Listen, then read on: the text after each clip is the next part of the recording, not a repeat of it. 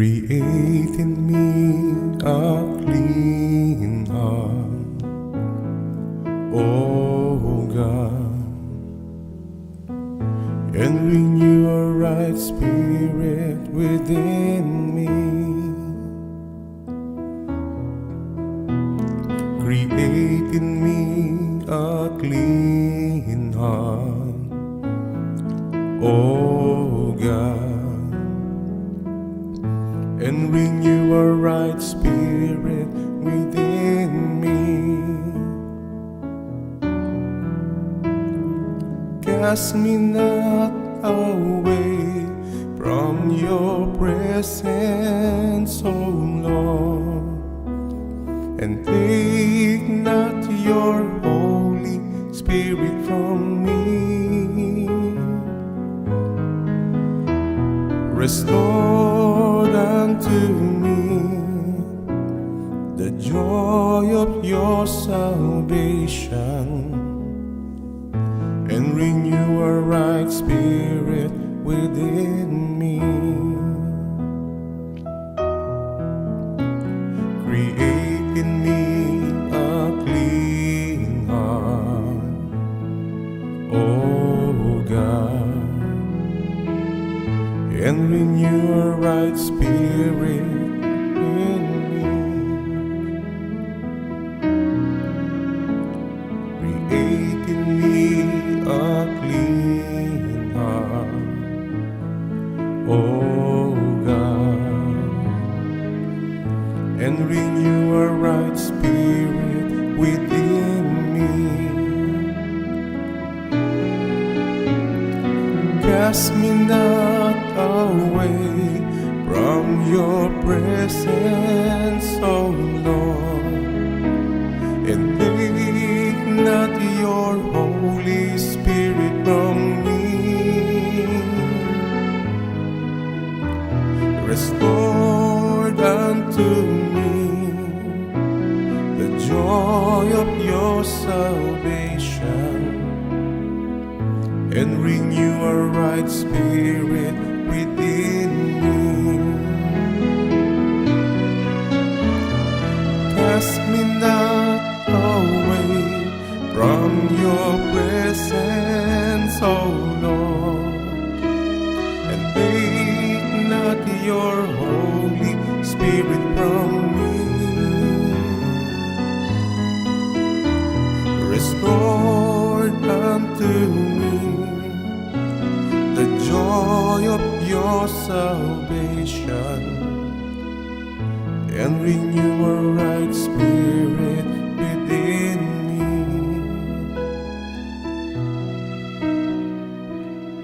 And renew a right spirit within me.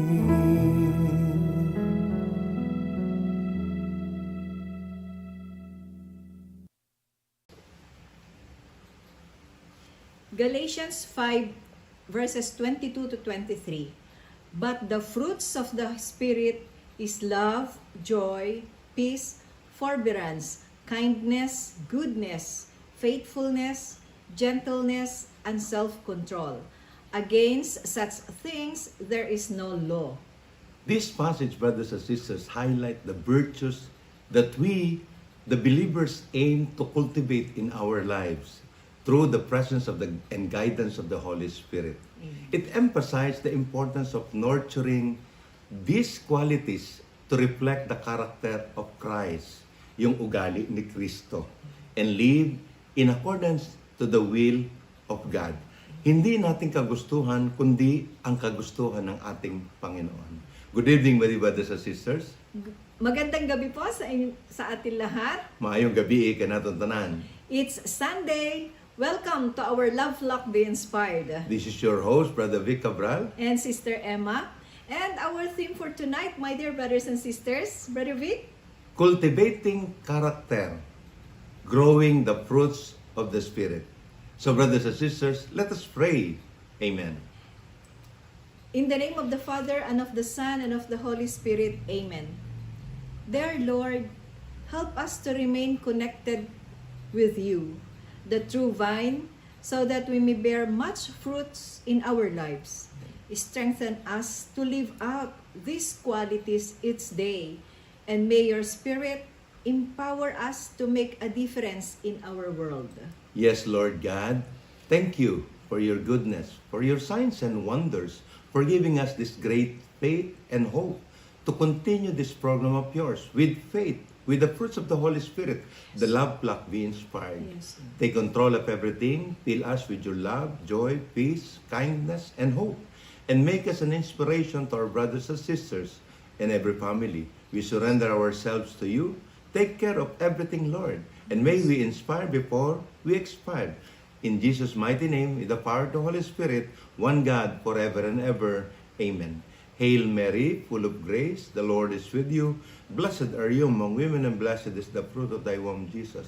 Holy Mary, Mother of God, pray for us sinners, now and at the hour of our death. Amen. Glory be to the Father, and to the Son, and to the Holy Spirit. As it was in the beginning, is now, and ever shall be, world without end. Amen. All these things, Father, we ask, we pray, and we thank. In Jesus' mighty name, amen. Father, the Son, the Holy Spirit, amen, and amen.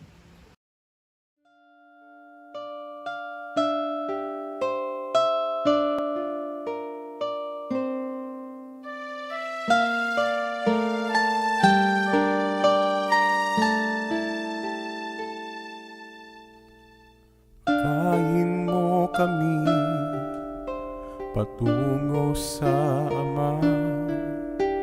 Ilapit sa iyong anak na si Jesus. O Maria, ikaw ang dakilang ina, kaya't katulad ng pagbati ng mga anghel, Aba, Ginoong Maria, napupuno ka ng grasya, ang Panginoon ay sumasayo. Bukod kang pinagpala sa babaeng lahat, at pinagpala naman ang iyong anak na si Jesus. Santa Maria, Ina ng Diyos, ipanalangin mo kami makasalanan, ngayon at kung kami mamamatay.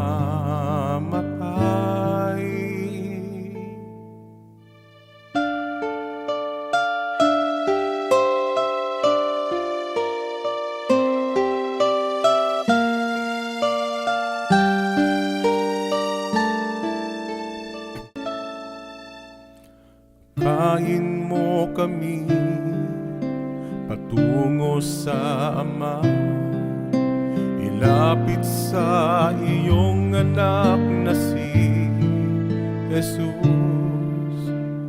O Maria, ikaw ang dakilang ina, kaya't katulad ng pagbati ng mga anghel, Aba, Ginoong Maria, napupuno ka ng grasya, ang Panginoon ay sumasayo. Bukod kang pinagpala sa babaeng lahat, at pinagpala naman ang iyong anak na si Jesus. Santa Maria, Ina ng Diyos, ipanalangin mo kami makasalanan, ngayon at kung kami mamamatay.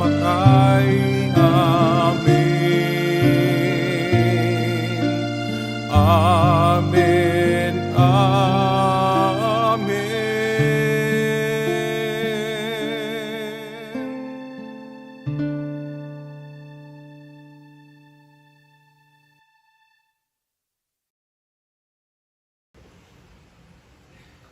Amen. Praise God. It's being inspired. Sunday. Again, it's Sunday. Last Sunday, Sister M, is Pentecost. Amen. Ibig sabihin, tinanggap natin yung Banal na Espiritu.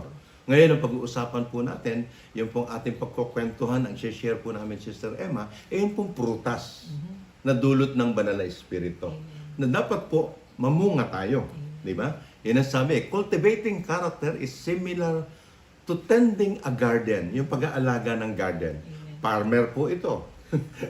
Ito rin po ay farmer.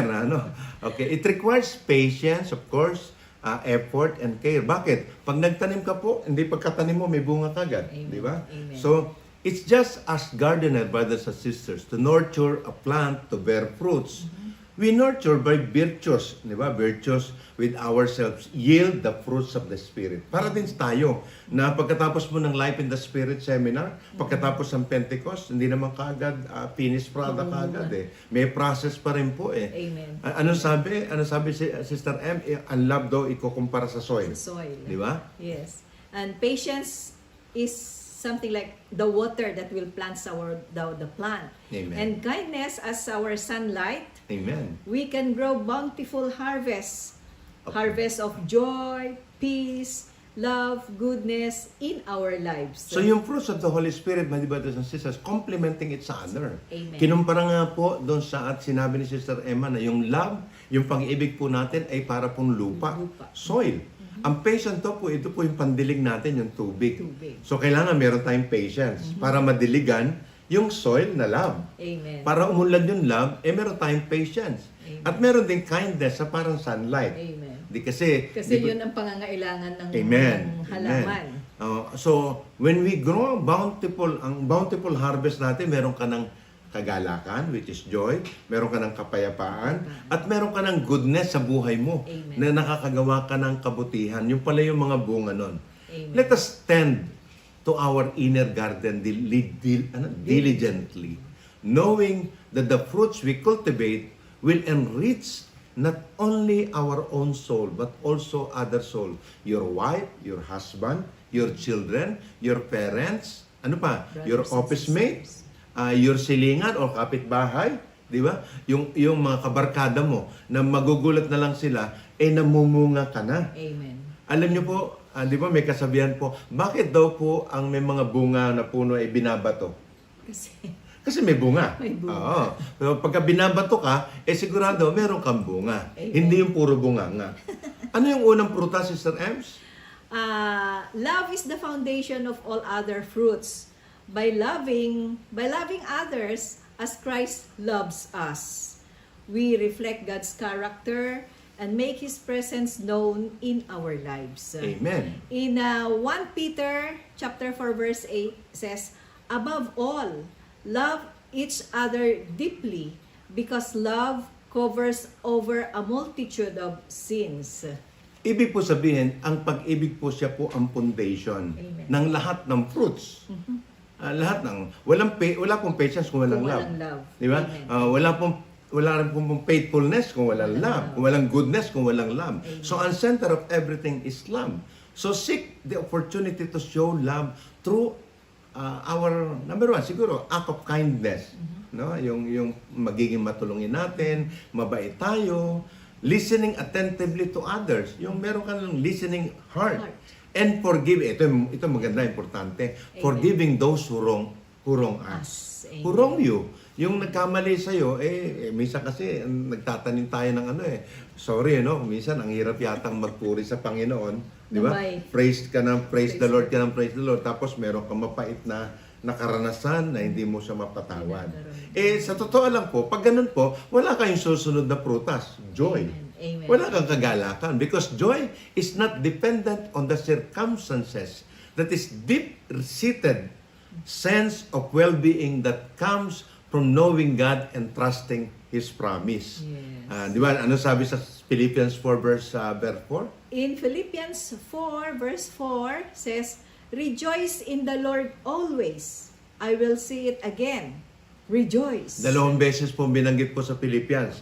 Rejoice in the Lord. Always. Pag sinabing always po, walang katapusan. Amen. Laging inuulit ng inuulit. Because cultivating joy by spending time with God's presence through our prayer and worship, when brothers and sisters, makikita mo makikita mo yung biyaya ng Panginoon. Amen. Yung ginagawa niya sa buhay po natin. Na masaya kang what to call this?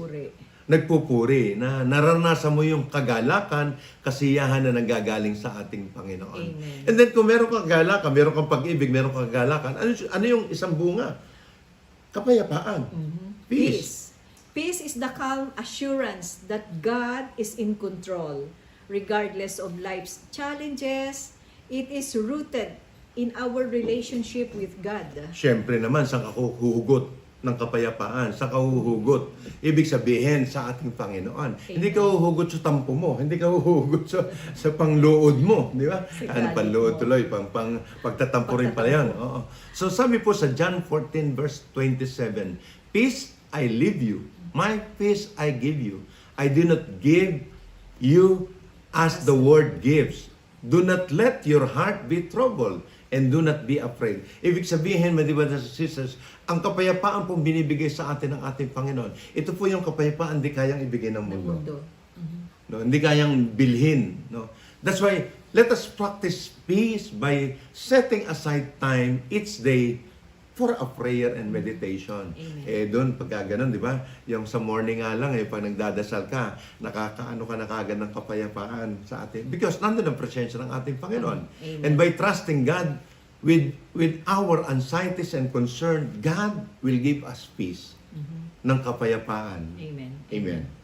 At pag may kapayapaan ka, sigurado ang kasunod nun may patience. Of course. Kasi doon naman na ano yun na-enhance yung patience. Amen. Yung patience kasi is the ability to endure difficult situation Amen. and wait on God's timing without complaining. Walang reklamo. Minsan kasi tayo hindi tayo makapagtiis last 2 days, meron sa akin yung sinasabing virtue of waiting.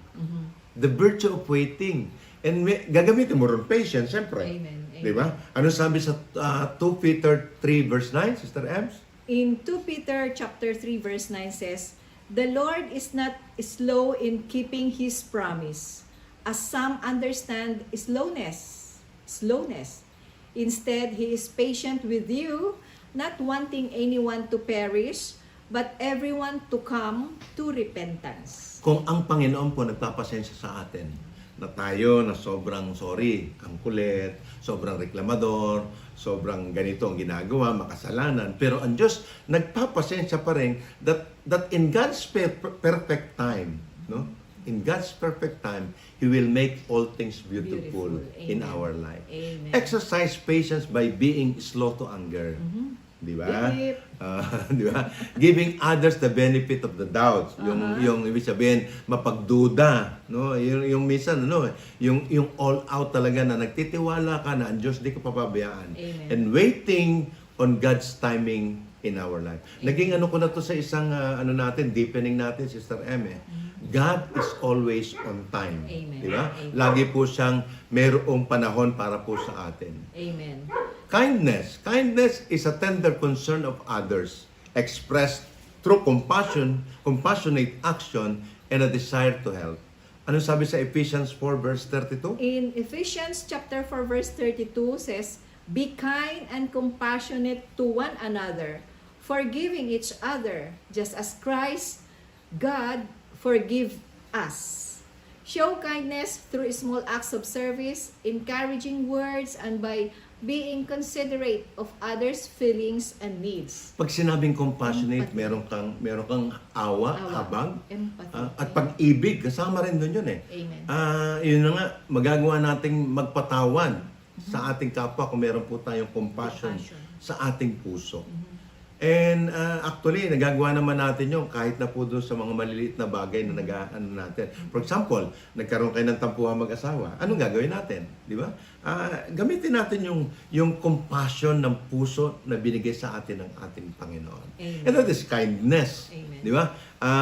Actually, yun yung nakakapag what to call this? yung restitution, nagagawa ka ng kabutihan sa kapwa mo.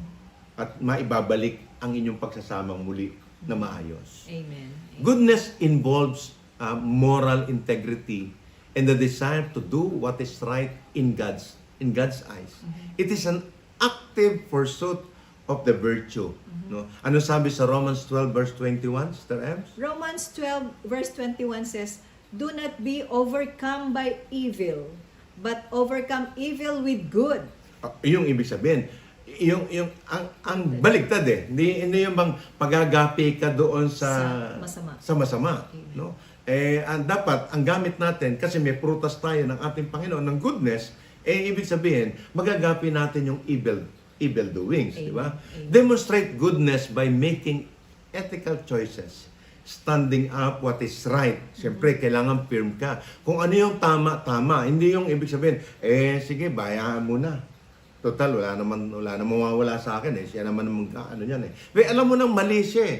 Stand it by right. No? And being positive in influence in our community. Amen. Isang pamantayan po yun, yung goodness po natin na naibibigay natin sa ating kapwa, especially in our community. Amen. Faithfulness is being reliable, no, and trustworthy in our relationship and responsibility, reflecting God's faithfulness in us.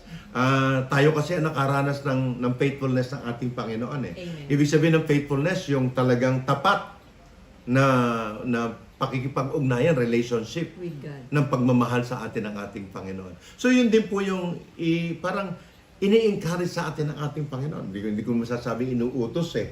Pero that is the word of God eh. Sa totoo lang eh. Amen. Kung sa akin, inuutos ng ating Panginoon yun. No? Na maging trustworthy tayo in our relationship and our responsibilities. Amen. Sabi nga po sa Proverbs 3 verse 3, Sister Ems, In Proverbs 3 verse 3, "Let love and faithfulness never leave you. Bind them around your neck. Write them on the tablet of your heart." love and faithfulness, no? Kailangan wag pong mawawala po sa atin yung pag-ibig at ang katapatan po natin. Amen. Yan po, nasusubukan po yan sa mag-asawa, no? Alam niyo, nung lumang buhay natin, hindi lang lalaki, hindi lang babae, lahat po tayo. Meron po mga bagay na nahihila tayo ng mundo. Amen. Nahihila tayo ng mundo. Pero ngayon po, na-renewed na tayo. Nagsusubikap tayo na maging faithful, maging loving po sa isa't isa. Amen. And let us show faithfulness by keeping our promises and being dependable, na masasandigan tayo, and staying committed to our spiritual discipline. Siyempre, pag sinabi natin spiritual discipline doon, The presence of God. ang fear natin ay sa Panginoon. Amen. Anong klaseng fear? Fear na gumawa ng mali, na magkasala. Hindi ito yung fear na parang multong natakot ka. Hindi, no. Ang fear na sinasabi po rito ay yung pong fear na pag ako gumawa ng mali, nakakahiya ako. Amen. Amen. Di ba? Then, the other fruit is gentleness. Gentleness is strength under control. Parang ang strength, kalakasan, pero under control. It is involved being considerate and meek, no? Kababaan ng loob, Amen. no? Reflecting Christ's humility. So, yun pa rin yun. Humbleness pa rin ng ating Panginoon. Amen. Na in a situation na gusto mo na mag-flare up, meron ka pa rin gentleness. Reprimanding other people with love, with joy. Paano ba yun, Sister Ems, yung pagre-reprimand ka na mali ang ginawa? Paano mo masasabi doon sa tao na, Sister Ems, yung pong nagawa niyo po, sana po dagdagan po natin. Alam mo nang mali. Say it in a nice way. Yes. Pwede mo na nga sabihin sa kanya, straightly, kung sa kamunduhan, Sister Ems, bakit mo Mali ginawa mo yan. yun? Mali yun Mali Hindi yan. tama yun. Pero hindi. Because of your gentleness, you will say it with love. With love. Amen? No? Amen. Ano sabi sa Philippians 4 verse 5? In Philippians 4 verse 5, "Let your gentleness be evident to all. Ebidensya yun. The Lord is near." Of course. Ibig sabihin po nun, ang Panginoon lagi nasa tabi natin. Amen. Kaya mapapractice mo yung gentleness mo Amen. by responding calmly in a stressful situation. Yung may mga pagkakataon na may stress ka na, Parang yung gusto. sasabog ka na. Mm. So parang Brother Vic, parang self-control. Amen. Oo. Pwede mo lang sabihin pwede ka nang, pambihira naman kayo, lintik naman kayo. Pwede naman yun Kasi may karapatan ka naman eh, kung tutusin. But you are with the Lord. Amen. You have the Holy Spirit now. And you want to live in the fruits of the Holy Spirit. So, express is gentleness, with gentleness, di ba? And the last is self-control. Ito na yun. Magkamag-anak yun, gentleness. Kaya magkasunod. Self-control. Ano yan, Sister M? Self-control is the ability to regulate your emotions, Amen. your thoughts, Aha. and actions in a Amen. way that honors God. May emosyon kasi. Ang emosyon kasi nangyayari sa buhay natin yan. Di ba? Pero ang susunod dyan, pag-iisipan mo, yung thoughts mo, pag-iisipan mo. Magdidesisyon ka ngayon, ano magiging action mo. Pero yun nga, gusto mong i-honor ang Diyos. Di ba? Ito ba ay kaaya-aya sa Amen. Kanya? Yung gagawin ko ba, yung sasabihin ko ba, yung i-perform ko ba, ay kaaya-aya sa ating Panginoon. Amen. Sabi sa Timothy 2, verse 1 to 7. Sister M. For the Spirit God gives us, does not make us timid, but gives us the power, the love, and the self-discipline. Ang Espiritu ng Diyos binigay sa atin para hindi tayo maging pabaya. Binigay niya sa atin ito para magkaroon tayo ng kapangyarihan. Kapangyarihan ano? Umibig. To love. Di ba? Magkaroon ng self-discipline. Yung magkaroon tayo ng disiplina sa ating sarili. Na kung minsan po kapatid, di ba, minsan sarili natin hindi natin maintindihan, hindi natin madisiplina. Ask the Lord, pray to the Holy Spirit. Develop a self-control by setting a personal boundaries. Meron kang boundaries. Avoiding temptation and relying on the Holy Spirit for strength. Amen. Ang ano mo nito, ang Panginoon ay laging nasa iyo. Presence of mind and the presence of God in our lives. Kung isa-summarize po natin yung fruits of the Holy Spirit, cultivating the fruits of the Spirit involves a daily commitment. Hindi ito weekly, hindi ito monthly. Hindi yung ito... ngayon lang. Hindi lang nung natanggap mo ang banal na Espiritu. Amen.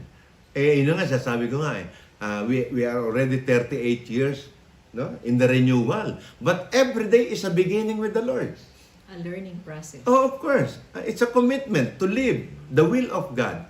That as we grow in these virtues, we become more like Christ. Amen. Nagiging kamukha tayo ni Kristo. Tanong ko. Hindi ko tuloy na tanong. Kamukha ba ni Kristo? Hallelujah. Kamukha ba ni Kristo? Hallelujah. Praise God. Yun naman po ang tanong. Ngayon kapatid, mamaya pagkatapos po nito, tingnan mo yung mukha natin sa salamin. Kamukha na ba ito ni Kristo? Amen. Okay, sabihin na po natin, Brother Vic, hindi pa po. Pagsikapan po natin to cultivate the fruits of the Spirit involved in the daily commitment. Na-accomplish mo ngayon, madadapa ka ulit, bumangon ka. Nandiyan ang Diyos, tulungan tayo, magpatulong tayo sa ating Panginoon upang ang bawat sa atin ay magkaroon ng fulfillment na maisabuhay natin ang frutas ng banal na Espiritu. Amen. But the center of everything is love. Amen. Ang pag-ibig po. Yan po yung nagiging natin. Without love, we cannot have self-control. Di ba? Wala tayong And kindness. self-discipline. Yun yung pinakasentro. So kapatid, manalangin po tayo. Sa ngalan ng Ama, ng Anak, at ng Diyos sa Espiritu Santo. Amen. O God, tulungan mo po kami, Panginoon, para po manatili kami kay Kristo. Yes. Ang true vine, ang tunay na puno, kasi kami po ang sanga at para po kami mamunga ng prutas na nagbumula sa iyo, Panginoon. Yes, Lord. Bigyan mo kami ng lakas upang mabuhay out of our qualities, our simple qualities, our weakness, each day that your Spirit, your Holy Spirit, empower us to make us a difference in this world, O Lord God, through our brothers and sisters. We ask this through Christ, our Lord. Amen. In Sa the ngalan name of ng the Ama. Father, the Son, the Holy Spirit. Amen.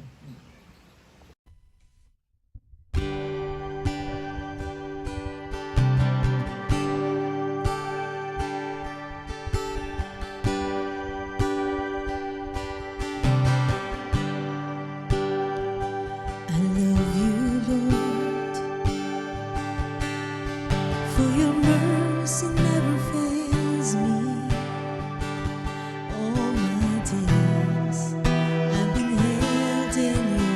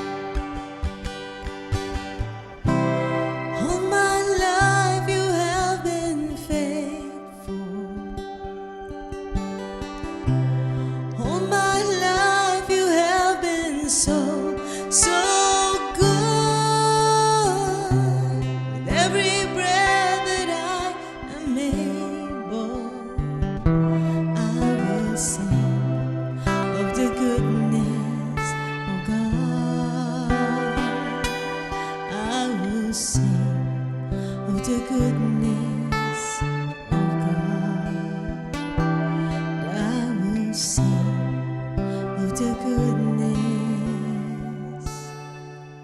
of God.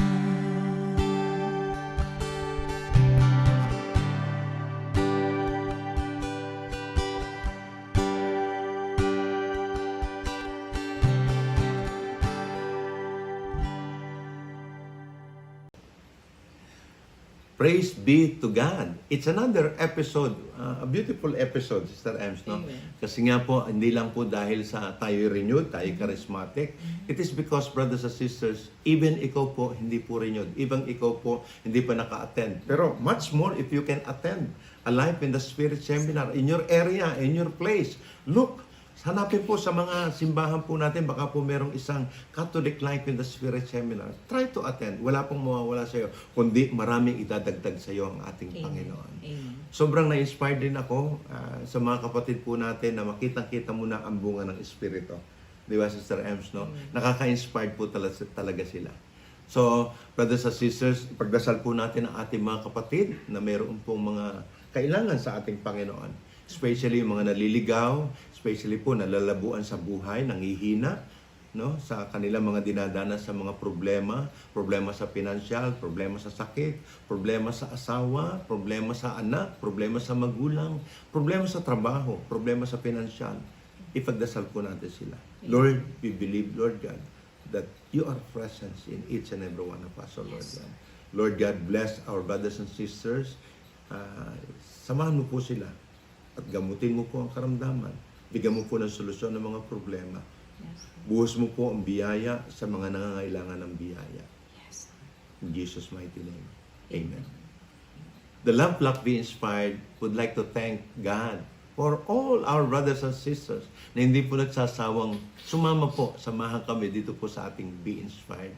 And for all our supporters and donors and benefactors, rest assured po na yung po mga pinapadala nyo po ay iniipon po natin ito para po sa ating June. Pag-iipon po para po sa mga school materials ng ating mga kapatid, ating mga anak nila, ng mga bata, no, sa opening ng school. So yung pong gusto mong padala, just send us through our GCash or our bank account. Nakandyan po, naka-plus po sa ating screen. We hope and we pray that we have inspired you tonight. Sorry po kung nasabi kaming mali, Sister Emma. Baka po hindi kami nangiti. Next time po, pagbubutihin po namin. Amen. Kaya sinasabi po namin lagi, we will inspire you before we expire. Thank you, and God bless us all, brothers and sisters. In the name of the Father, the Son, and the Holy Spirit. Amen and amen. Thank you.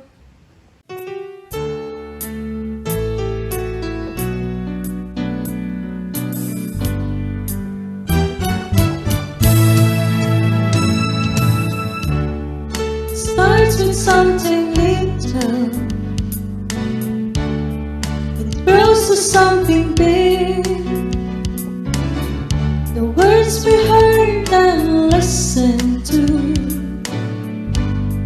and all that He revealed, change us to who we are, of what we say and do. Fill us with the Spirit and made us something new. Be inspired, be an inspiration, to be His guide for those who lost the way, to be His hope when everything seems over, share His love and let them know He lives. Be inspired and be an inspiration, to be His guide for those who lost the way, to be His hope when everything seems over.